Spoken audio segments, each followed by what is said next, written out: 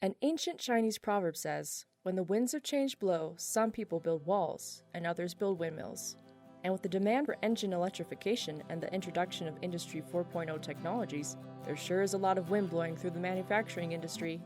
Innovation is essential to the survival of the business. Take it from Ford. In the mid-70s, there were only two options for family vehicles, the station wagon and van.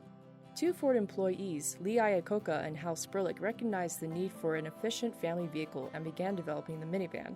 Ford turned down the project because they didn't want to compete with the station wagon, so Iacocca and Sperlich brought the vehicle to Chrysler, who had been on the brink of collapse. Chrysler's willingness to innovate brought the company back from the brink, and the rest is history. Don't be left behind. Ensure your team is capable and confident in making the decisions you need to continue to innovate with business acumen training.